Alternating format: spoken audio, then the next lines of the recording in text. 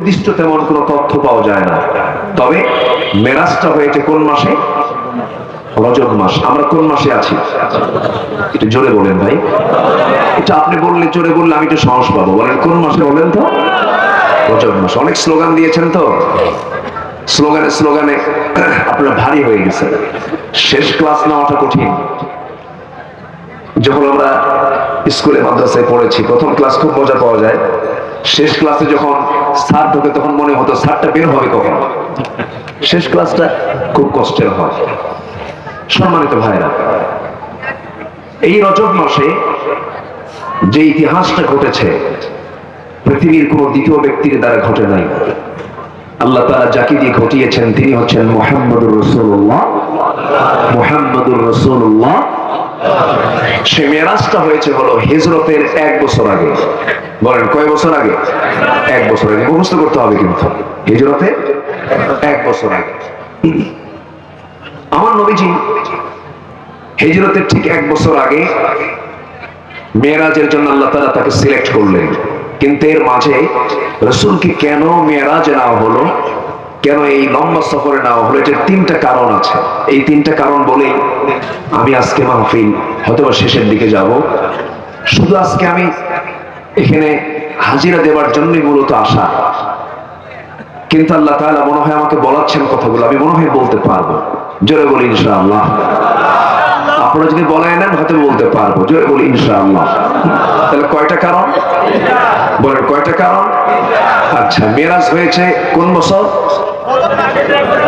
কোন বছর? হিজরতে 1 বছর আগে। আচ্ছা, আমার নবীজি এমন একটা সফর করলেন, কিয়ামত পর্যন্ত যতই পৃথিবী উন্নত হোক আমার নবীর মতো সফর, এই মেগা সফর, এই বড় সফর পৃথিবীর কেউ করতে পারবে না।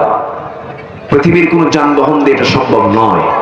এটা একমাত্র সম্ভব কার যানবাহন দিয়ে? কার ফ্লাইট দিয়ে? আল্লাহর ফ্লাইট দিয়ে।